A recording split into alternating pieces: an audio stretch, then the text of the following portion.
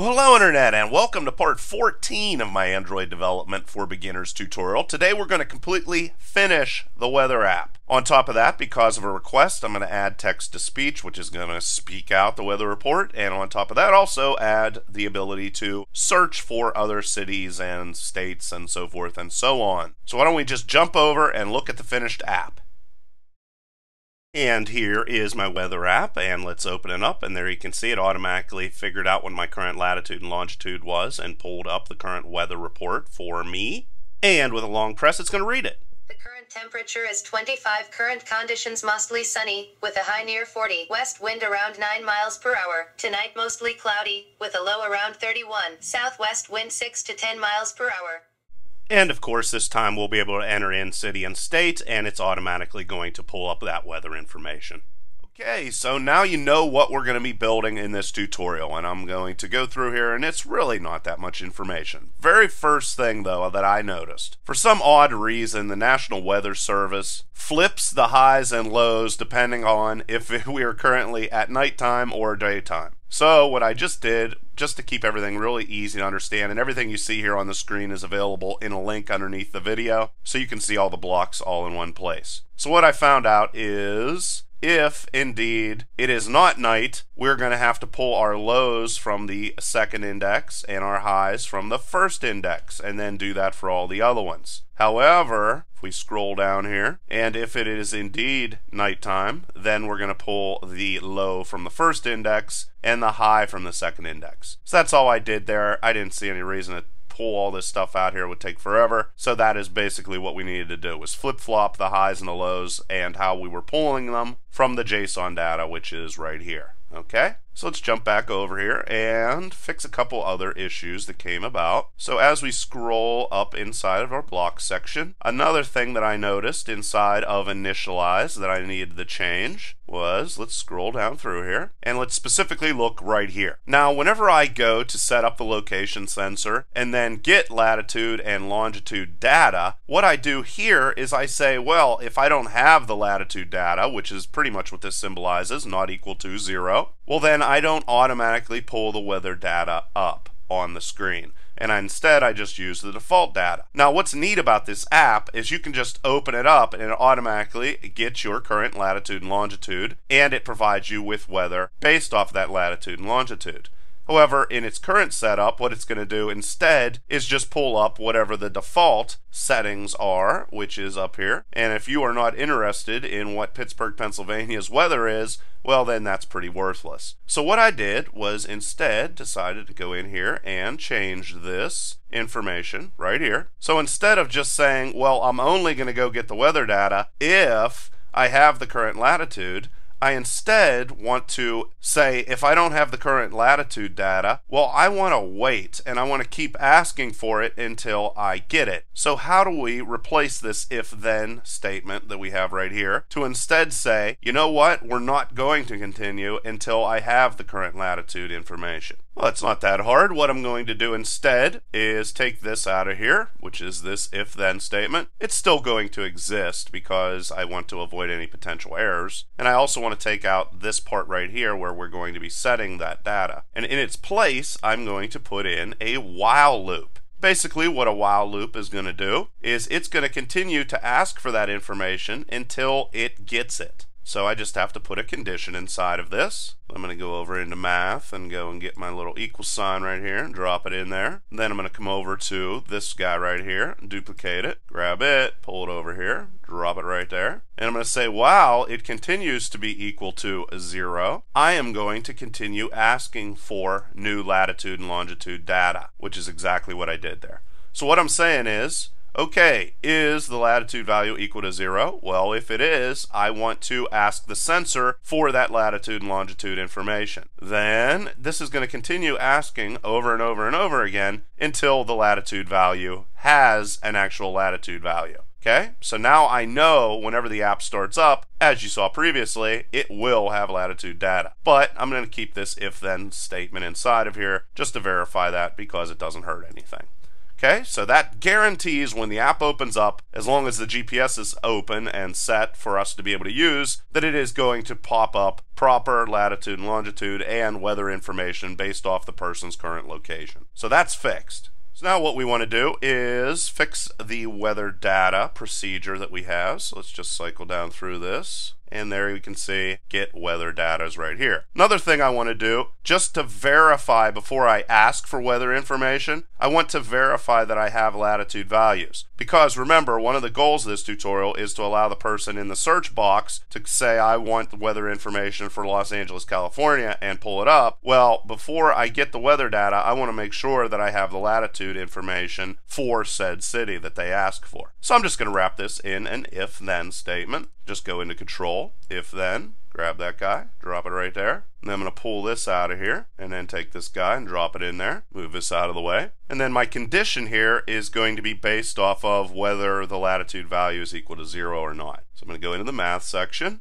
get this guy right here, drop him right there. And then I'm going to go into variables, get, drop this right here. And then we have to get latitude value. And if your App Inventor is slow, it's meant to be slow because we're doing a lot of things here. We're really pushing App Inventor to the limit here with this application we're making. So I want to say not equal to 0, and then take everything we had here and put it in the then part of it. And then we're going to put an else statement inside of here as well. And that else statement is going to tell us to get location data. So let's just come down here, grab this, and drop it right there. And then we'll come back to that later. Alright, so now what we need to do is figure out exactly how we are going to get location data. And I mentioned this previously. I'm going to be getting that information from Google, and here are all the component information we have here in this JSON data. And most specifically, what I want to get is, where's location? Need to scroll. This is the latitude and longitude data that I want to be able to get. And we're just going to be pulling that in using a URL just like before. So why don't we just scroll way down here and start building that guy. Okay, so here we are. Now what are we going to need to build our URL? We're going to need a whole bunch of variables. So let's go over into variables and initialize global. In the very beginning part of this, what I'm going to need is the beginning of the URL that I'm going to be pulling the data from. So I'm going to call this location URL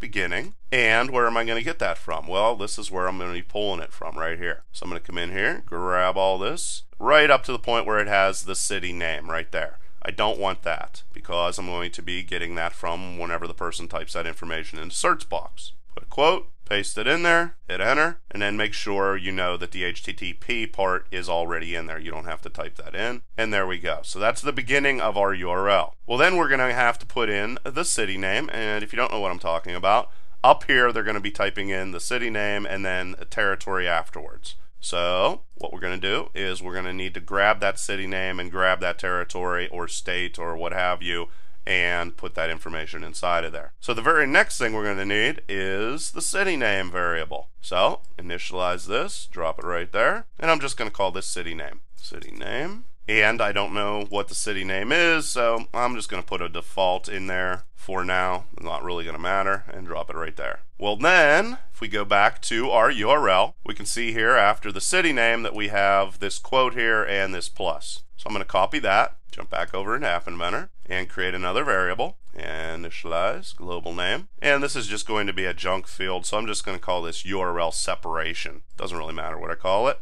as long as I remember what it is. URL separation, and then inside of that, put that, and there we go. And then the next thing we need to do is put in the territory name, which is going to be where that person lives. Create another one, territory, and in here I'm going to put PA as a default again, and there we go. And then let's jump over inside of here again and see what else we need. Well, this is PA, the territory, and here we're going to grab this final part of the URL, jump back over inside of here, create another final variable, initialize global, and then this guy I'm going to call URL end. Quote, paste that in there, there we go. So now we have the beginnings of the URL that we're going to be pulling latitude and longitude data from. Now we're going to have to store all that information, and JSON data is all going to be stored inside of a list of lists. So we're going to create another one of these guys, and I am going to call it all location data. And it's a list, so we're going to go into the lists area right here and create an empty list. And there we go.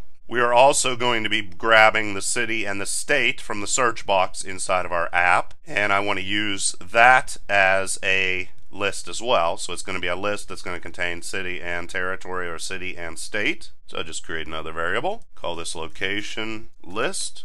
Like I said, it's going to be a list as well, so let's just duplicate this and create an empty list. And then we're also finally going to need a variable that's going to contain the city and state that is going to be pulled from the search box in our app. And then we're going to dissect that, as you're going to see here in 1 second. I'm just going to call this location complete.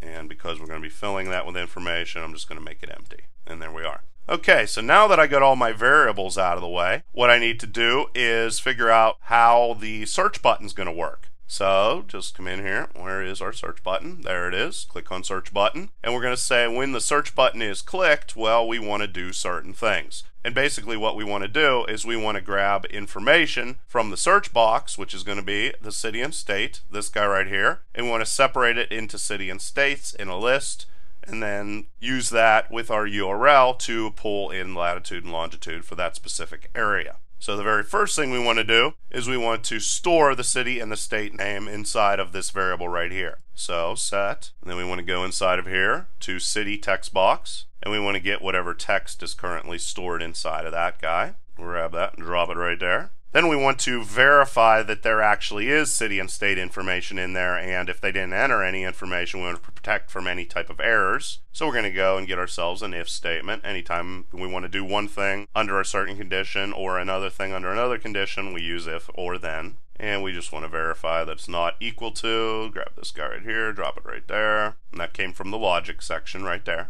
Again, we're going to use location complete, so we're going to say if location complete, which we just set with that information there, is not equal to, and then we're going to have nothing. So if it actually contains information, well then we want to separate the city from the state. So come up here and get this guy, and set, drop it right there. Now we were requiring the user to separate their city and their territory or state name with a comma, and I'm going to have error messages pop up if they do not follow that rule. So what I want to do is split the city and state based off the comma. To do that, I'm going to go into text, and I'm going to say split at first. Come over here, drop it right there. I'm going to get location complete, which is going to be city and state. There's the text, drop it in there. And then I'm going to separate it based off of the comma. So I'll just put a comma in there. Drop it right there, and there we go. So now we have a list that's going to have city and state inside of it. Now what I want to do is verify that they put in a city and a state, and if they didn't, then we're going to throw up errors and make sure that they go and fix that. So to do that, we got to go into control, another if-then statement, and here we want to verify that the list has a city and state, or that it has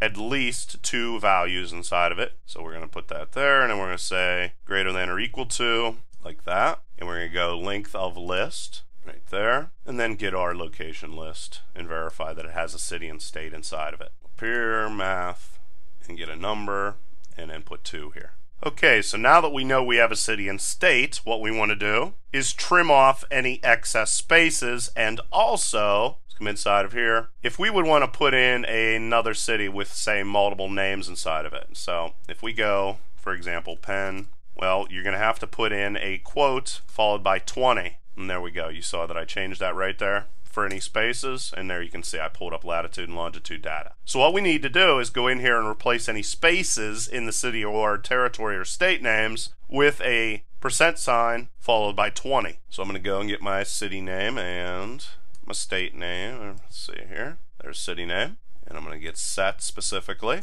and I'm going to do the same thing for territory. Let's give ourselves a little bit more room. I just put in that I want to be able to set the city and the territory name, and then I'm going to be messing around with text again. So in this situation, I just want to replace all spaces with a % followed by 20. Let's come through here, replace all text, segment replacement, grab that, drag it up here, drop it right there. And I also want to trim any excess white space before the city name or after the city name. So I can do that is use another text tool called trim. There's trim, and that's exactly what it does. So take that, throw that right there. Alright, now remember the city is in index 1 for our location list, so we can just grab this guy, location list, drop it right there, and then we're going to go into the specific list part and say that we want to select list item and we want to specify an index. Grab this, this is our list, and the specific index that we want is 1. So that's how we'll be able to get our city name. And there we are. Alright, now let's get back to replacing our spaces with %20. So put a quote and a space. Sometimes this doesn't take inside of App Inventor. So if you have any problems where it's not converting the spaces into %20, this is where you're going to have to do it. You're going to have to go in there and type the space again. It only happens sometimes, but just wanted to make you aware that sometimes it doesn't take that space, and it considers that a blank space. Duplicate this, and then replace it with %20. And there we go. And then we're going to have to do the same thing for our territory or our state. So we might as well just duplicate this, drag it down here, and then of course our state or territory is going to go into the second index to get that information. And there we are. Now everything's set up. Now that we're in this position, we're going to be able to say, hey, go get our location data. And we might as well stop beating around the bush and just go and create that procedure so that we can make everything else work. So we'll go over here to procedures, and we're going to create a new one. And like I said, it's called get location data, and it is going to use the complete URL that I have up here. So we'll scroll up here, and it's going to store information in a variable called complete URL, which I have to create here. Complete URL. And it's just going to have junk information in it right now in the beginning, and then we're going to set it over inside of this procedure. Now of course the URL that we're going to be using to grab the latitude and longitude information is going to require multiple lines, so that means we got to go into text. We're going to get ourselves a join, and we're going to need 5 parts to create our URL. So for our join we're going to grab some extra spaces, so drop it in there. Now we need to go and grab our URL data, so we're going to get location right here, and we're going to go get, drag that there, city name, get that as well, URL separation, territory name, and then just grab it and drag it over here. Then the final part is URL end. And there we go. We have the beginning of our URL, the city name, the separator, the territory, and the end of the URL. Now that we have created that, what we need to do is go and get our web component and call for that information. Now it's very important to have more than one web component if you're going to be pulling data from multiple sources. So I have web component 1 for pulling weather data and web 2 for pulling latitude and longitude. And of course here we're going to have to define our URL that we just put here. So set URL, drag it, drop it right there, and there it is. And then this is the URL that we're going to be using with it. And then after we have that set, we're going to go in here again and say, hey, go get that information. And I like to log this information as well, so I'm going to use a notifier here. And I'm just going to say log info, and this is just going to log it on the Android device. And I do this for testing purposes, but you should also do this if you want to error check anything. And I'm going to need to do a join, so let's go up here and get text, join. And whenever I'm putting any type of information inside of a logs for error checking, I like to use capital letters so things stand out. So I'm going to put location, URL, like that, uppercase letters. And then if we have any type of error, I'll be able to quickly go in here and figure out exactly where it is. And then I'm just going to get the complete URL we'll be calling from. And I do this because the way that these URLs are structured could change, anything could happen. So that's the reason why I got that inside of there. Alright, so get location data is all fixed up. So why don't we go back up to our search box here and finish that guy up. And there it is, there's our search button. So let's get this guy, move him out of the way, and get the get location data and move it out of the way so that we have room. And now inside of this, right after I get my city name and my territory name, I'm going to be able to call that get location data, and I'm going to drop it right there. And now what I want to do is verify that I have latitude and longitude and they're not zeros. And if they are not, then I want to get the weather data after I get this. So again, that means that I need to go and get myself an if-then statement. Drag this, drop it right there. Math section, I want to check for not equal to 0. I want to go and get the latitude value. Again, I'm just doing this to hold up any errors that might come. Look for latitude value specifically here, and there it is. I want to verify that it's not equal to 0, and there we go. And then if it's not equal to 0, I want to call for the weather information to update. Get weather data, and drop it right there. And now, just to provide some dialog boxes if certain errors occur, if the length of my list is not greater than or equal to 2, well, then I want to handle that. So I'm going to come in here, and I'm going to put an else statement inside of this. Else. And I'm also going to want to put an else statement here if there is nothing inside of there for city and state, and they click on the search button. There that is. Now I prefer to use dialog boxes instead of alerts because alerts are kind of hard to read, but just to mix things up here, of course you can come in here and change this on your own. I'm also going to go into notifier and go to show alert, drop one of those right there, and then put another alert right here. Here I can say enter city followed by state, provenance, territory, etc.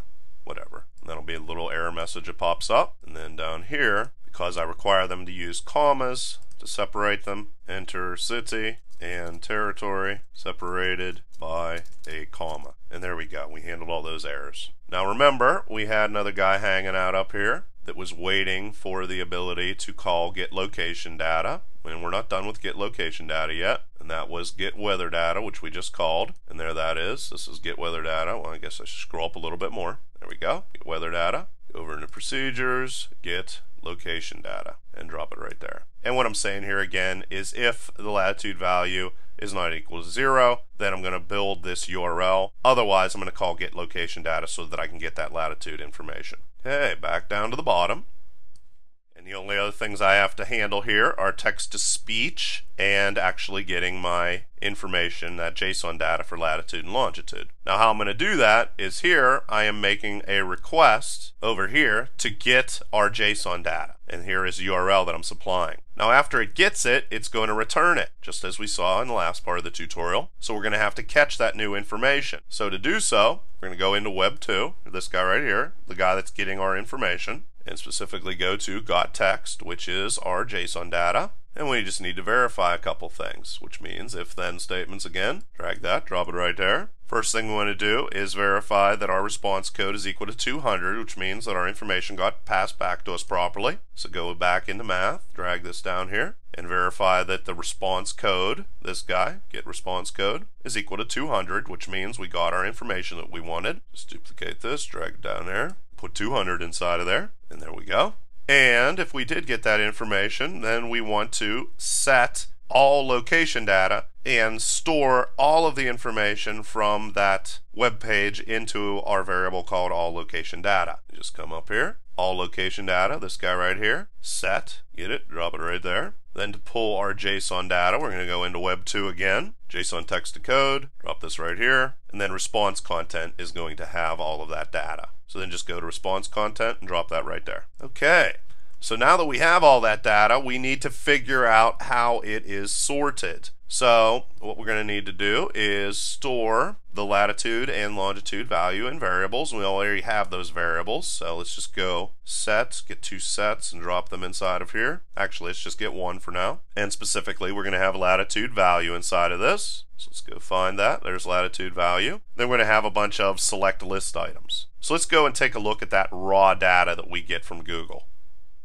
Okay, so this is the raw data that we get from Google, and basically, just like before, we need to cycle through this and find the information we need. Okay, so as we look at this, there are 2 big pieces of information. Results, which is ultimately going to contain our latitude and longitude data. And then let's scroll down here. There's another one called status OK. Well, that means, and they're separated with commas. That's how everything is set up inside of this JSON. Alright, so that means whenever we're pulling in our latitude and longitude data, we're going to want to get results and not status. So there's 2 possible things we can grab first, results or status. So I'm going to grab results. So that means I am going to put down a big number 1 right there. Then what I want to do is I want to get address components, but I do not want to get results.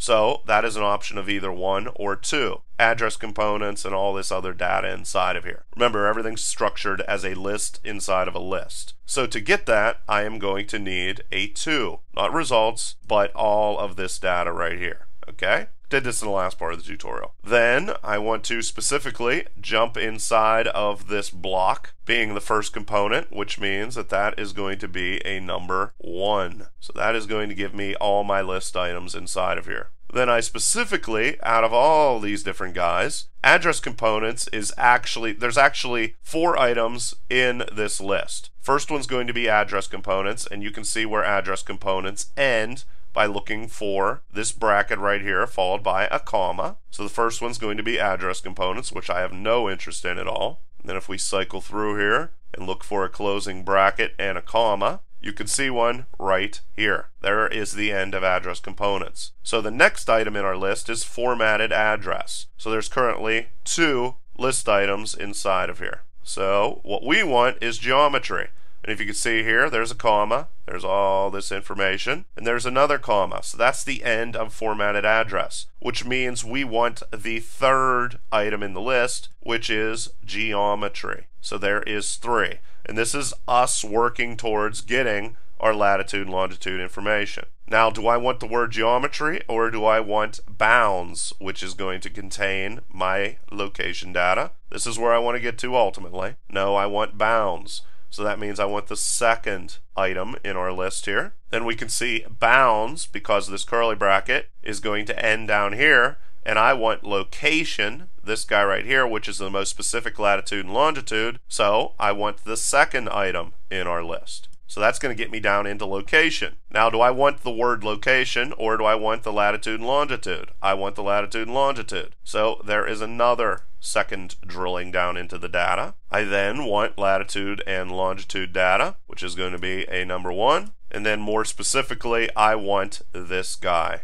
right here, which means that that is going to be the second option. So that is how we worked through here. I did this previously with a little bit less complicated JSON data. Hopefully you're getting it. If you didn't watch the previous part of the tutorial, it's something that once you get it forever, but there is a little bit of a learning curve to figure out how to cycle through all these things. You're basically just looking for changing brackets and commas to decide how this information is stored. So now that we have all these numbers, I'm going to jump back over into the block section and grab latitude and longitude.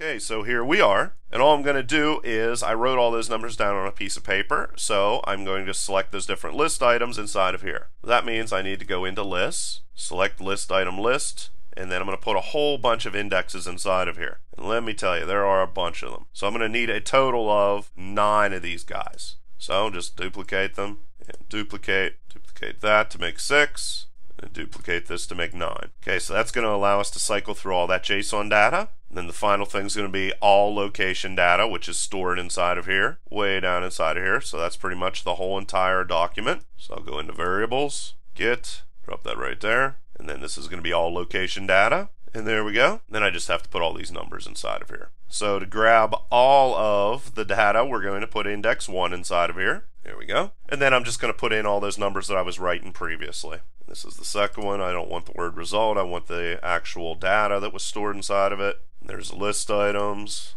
of which latitude and longitude were just part. And then the third, which is geometry. This is going to be the bounds part. And I don't need another 2. Scroll over here so we can see a little bit better. And then that's a 1. Okay, so I have all that. I'll be able to get my latitude information, and now I just need to get my longitude information. So what I'm going to do is I'm just going to copy this because they're right next to each other, so I just have to only change one index to get the right information. So I'm just going to duplicate that, drop it right there, and then change this from latitude to longitude. There's longitude value. There you go. And then the only thing I need to do is change this from a 1 to a 2. That's going to get me longitude instead of latitude. And there we go. So I got all that all set up. The only other thing left to do here is to set up a notifier if there was some type of error that occurred whenever we were pulling all this information inside. So I'm just going to come up here and put in an else statement, right like that. Cycle down here, put in a notifier, and let's just do a show alert again. And let's just say error occurred retrieving data. And there we go. And the only other thing left to do is to handle text-to-speech so it reads out our weather report to us, so everything's pretty much hands-free. This is extremely easy to do. What I'm going to do is just go with the search button and say that if they use a long press, right like this, drag this right here, that I want to use text-to-speech. So I have text-to-speech here somewhere. There it is. And just go to speak. And then of course I'm going to need a join because I'm going to be saying more than one thing. Go up into text. Get a join, drag it, drop it right here. And then I could start it off by saying the current temperature is, put a space, otherwise it could get confused. Drop that right there. And then let's say that we need 6 of these join areas for us to put our information inside of. Grab a couple more of these. And then we have to actually get our information. So the very first thing I want to do is get our current temperature. That's over here, current temp label. And there's that. Drag it here, drop it right there. Put in current conditions. Over here, look for current weather report label. Get the text from that. And then let's say that I want to also say whatever the weather is going to be for the next time period. Cycle through here. I want to say whatever that is, which is either going to be tonight or this afternoon or whatever it's going to be. That's going to be a next weather period label. Drop that right there. And then let's say that we want the description. Next weather period, description label. And just that easy, you just added the ability to do hands-free weather reporting. So there we are. That is the weather app. It's done. It's finished. Hope you guys enjoyed this. Hope somebody out there actually watched all these videos. Please leave your questions and comments below. Otherwise, till next time.